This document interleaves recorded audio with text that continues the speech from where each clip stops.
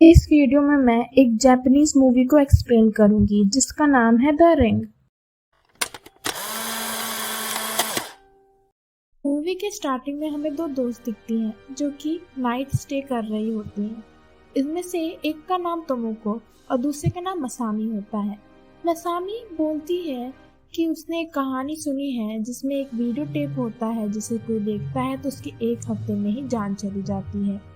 Tomoko बताती है कि एक दिन उसने और उसके दूसरे फ्रेंड्स ने एक वीडियो टेप देखा था जिसमें अजीब सा वीडियो था और तभी एक फ़ोन भी रिंग हुआ था जो कि एक प्रैंक कॉल जैसा लग रहा था। तभी सामी डर जाती है और उसे सब सच लगता है, लेकिन तोमोको हंसने लगती है। तभी वो लोग मस्ती कर रहे होते हैं, तभी एक कॉल आता है फ़ोन पे। तभी वो लोग डरते हुए उसको उठाती हैं तो उसमें तोमोको की माँ होती है और वो उसकी खैरियत के बारे में पूछ रही होती है। तभी मसामी बाथरूम के लिए जाती है तो तोमोको नीचे रहती है तो एक टीवी बार बार अपने आप ही चल जा रहा होता है तो वो उसको देख के डरने लगती है। तभी अचानक से एक फ्लैश आता है और तोमोको वहीं मर जाती है। में हमें एक जर्नलिस्ट दिखती है जो कि उसी वीडियो टेप के बारे में डॉक्यूमेंट्री बना रही होती है जिसका नाम रियुको असाकावा होता है, जो कि एक सिंगल मदर होती है। वो अपने घर जाती है तो वहाँ पे उसका छोटा बेटा होता है जिसका नाम योची असाकावा है और वो एक फ्यूनरल में जाती है जो कि तोमोको का होता है। वो उसकी दूध की रिलेशन में होती है जिसके मौत से योची को बहुत ही सदमा पहुंचता है क्योंकि वो उसके बहुत ही क्लोज थी। फ्यूनरल में तोमोको के स्कूल से भी बहुत सी लड़कियां आती हैं। तभी रिको उनसे पूछती है कि क्या उनको कुछ पता है, तोमोको की डेथ के पीछे कुछ है जो उनको पता है। तभी उनमें से कुछ लड़कियां कहती हैं कि तोमोको और उसके कुछ फ्रेंड्स ने मिलकर एक वीडियो टेप देखा था जिसके बाद उन्हें एक फ़ोन भी अजीब सा आया था और वो एक ही दिन सारे एक ही साथ मरे थे और जो तोमोको के साथ उसकी दोस्त थी वो भी पागल हो गई है और मेंटल हॉस्पिटल में चली गई है, जिसे सुन के रिको को बहुत अजीब सा लगता है। अगले दिन रिको पुलिस स्टेशन जाती है और दूसरे लोग जो तोमोको के सेम वक्त पे बने होते हैं उनकी वीडियो देखती है जो कि सेम ही पोजीशन में होते हैं जैसे कि तोमोको होती है और उनके मरने का रीज़न भी अननोन होता है। बाद में वो तोमोको के घर जाती है, उसे एक फ़ोटो की रील मिलती है जिसे वो बाहर जाकर उसको निकलवाती है। तभी उस फोटो में रिको देखती है कि तोमोको और उसके दोस्त जितने भी थे उनकी फ़ोटो बड़ी ब्लर आती। बाद में वो उसी होटल में जाती है जहाँ पे तोमोको अपने दोस्तों के साथ रुके रहते हैं। होटल के मैनेजर के पास जाती है और वहाँ पे कुछ टेप्स दिखती हैं और लास्ट में एक अजीब सी टेप दिखती है जिसे रिको मांगती है और बाद में जाके उसे टीवी में देखती है। तभी एक वीडियो चलता है जिसमें अजीब सी चीज़ें दिखती हैं, जिसमें एक औरत, एक कुआं और अजीब अजीब सी चीज़ें दिखती हैं जिसे देखकर रिको बड़ी डर जाती है। तभी उसे फ़ोन कॉल आता है और उसे वो उठाती है जिसे देख के वो डर जाती है और उस फ़ोन को रख के उस टेप को लेकर वहाँ से चली जाती है। फिर हमें दिखता है कि योची स्कूल के लिए जा रहा होता है, तभी उसे एक आदमी दिखता है जो कि उसका फादर होता है जिसका नाम रियोजी ताकोयामा है, जो कि रिको असाकावा का एक्स हस्बैंड है। वो उसे अपने घर बुलाती है और उसे इस कैसेट के बारे में बताती है। वो पहले इसको सीरियस नहीं लेता है। तभी रिको उससे कहती है कि वो उसकी फ़ोटो खींचे। वो उसकी फ़ोटो खींचता है तो उसकी फ़ोटो ब्लर आती है जिसे देख के वो डर जाती है। तभी रियोजो उसकी टेप को लेकर देखता है और रिको बाहर चली जाती है। जब रियोजी देख लेता है तब वो रिको को बुलाता है और वो बोलता है कि वो इसके बारे में देखेगा। तभी बाद में रिको रियोजी के घर जाती है और उस टेप को दोबारा देखती है जो कि ओरिजिनल का कॉपी होता है और उसमें उनको कुछ समझ में नहीं आता। तभी रियोजी के घर पे उसकी एक स्टूडेंट आती है जिसका नाम माई ताकानो होता है फिर वो लोग वहाँ से निकल जाते। वो दोनों रिको के ऑफिस में जाते हैं और उस टेप को एक मशीन के थ्रू अच्छे से देखते हैं। तभी उन्हें एक अजीब सी आवाज़ सुनाई देती है जिसमें कुछ सेंटेंस सा लिखा होता है और उसको बाद में ryuji पता लगाता है तो वो एक तरीके का माउंटेन की डायरेक्शन दिखाता है जो कि जापान में एक माउंटेन होता है और वो बाद में उस माउंटेन से जुड़े सारे न्यूज़ को देखता है। वो माउंटेन के आसपास एक शहर भी होता है जहाँ पे लोग रहते हैं और उन्हें पेपर में एक लेडी का नाम पता चलता है। बाद में रिको योची के साथ उसके पापा के पास जाती है दिन बिताने के लिए। तभी रात को रिको को ryuji का फ़ोन आता है और वो उस औरत के बारे में बताता है कि उसका नाम शिजुको यामामोरो था जो कि 40 साल पहले खुद को वोल्केनो में कूदकर जान दे देती है। तो रिको पूछती है कि वो अब क्या करेंगे तो ryuji कहता है कि वो ओशीमा जाएंगे जहाँ पे वो औरत रहती थी। बाद में रात को सोते समय रिको को कुछ अजीब सा महसूस होता है और वो दरवाज़ा खोल के देखती है तो वहाँ पे योची उसी टेप को देख रहा होता है। तभी वो गुस्से में आके उस टेप को निकालती है और योची से गुस्सा के बोलती है कि वो उस टेप को यहाँ क्यों लाया।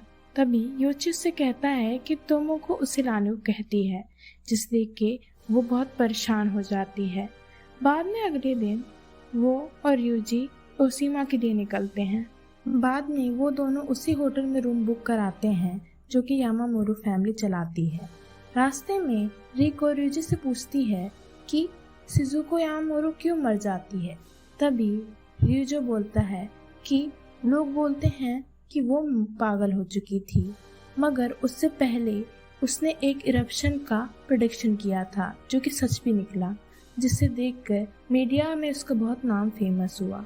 बाद में एक डॉक्टर युकोमो एक रिसर्चर एक्सपेरिमेंट करते हैं उसके ऊपर। उनको फायर कर दिया जाता है कुछ सीरियस एलिगेशन की वजह से। उसके बाद वो डिसअपीयर हो जाते हैं और किसी को नहीं मिलते। जब वो दोनों होटल पहुंचते हैं तभी उन्हें एक रूम दिखता है जो कि वही मिरर होता है जो कि स्टेप में भी था जिसमें शिजुको अपना बाल झाड़ रही थी। तभी वहाँ पे एक बूढ़ा आदमी दिखता है तो रिको उसके पास दौड़ के जा पूछती है शिजु के बारे में कुछ बताइए और उसकी बेटी के बारे में।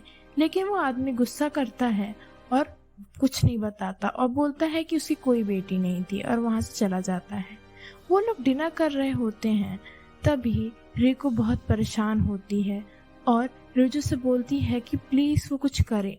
तभी वहाँ पे एक औरत आती है और उसे ryuji को एक फोटो देखती है जो कि उसमें डॉक्टर युकोमो और शिजुको यामामोरो की होती है। बाद में वो दोनों उसी बूढ़े आदमी के पास जाते हैं जो कि समुद्र के किनारे बैठा हुआ होता है। तभी ryuji उससे पूछता है कि वो उसके बारे में कुछ बताए, लेकिन वो कुछ बताता नहीं। तभी वो बोलता है कि तुमने उसे बेच दिया था जिससे कि तुम्हें पैसे मिले, तुमने उसे मीडिया में बेच दिया और उसको कोई बात नहीं मानी। तभी वो उसका हाथ पकड़ता है। तभी उसे एक अलग सा इल्यूजन दिखता है जहाँ पर शिजुको एक एक्सपेरिमेंट में बैठी हुई होती है और वहाँ में बहुत सारी मीडिया होती हैं और वो एक के बाद एक करेक्ट इंटरप्रिटेशन देती है जो कि मीडिया देख के भड़क जाती है। तभी एक आदमी आगे आता है और वो उसको गलत ठहराता है और वहाँ पे रिको भी होती है। तभी वो शिजुको एक किनारे देखती है। तभी वहाँ पर एक लड़की होती है जिसको वो सदाको के नाम से बुलाती है जो कि उसकी बेटी होती है। वो वहाँ से भाग कर आती है और रिको के हाथ को अचानक से पकड़ती है। दूसरी तरफ असलियत में रिको बहुत ही बेहोश हो जाती है और वहाँ पे गिरती है। तभी ryuji उससे हाथ पे देखता है तो उंगलियों के निशान होते हैं और मौसम खराब होने लगता है और आंधी भी आने लगती है। तभी कभी रिको को उस होटल की याद आती है जहाँ पे वो टेप देखती है और वहीं पे उसे फ़ोन भी आता है। तभी वो लोग डिसाइड करते हैं कि वो उस होटल में जाएंगे लेकिन आंधी की वजह से कोई भी बोट वाला नहीं जा रहा था। तभी वही बूढ़ा आदमी आता है और बोलता है कि वो उससे लेके जाएगा, और वो लोग वहाँ पे जाते हैं और रिको और रियोजी वहाँ पे बेसमेंट में जाके वहाँ पे तोड़ते हैं और अंदर घुसते हैं तो उन्हें एक कुआं दिखता है, जो कि वही कुआं होता है जो स्टेप में भी दिखता है। तभी वो उसमें से पानी निकालने की कोशिश करते हैं और रिको थक जाती है।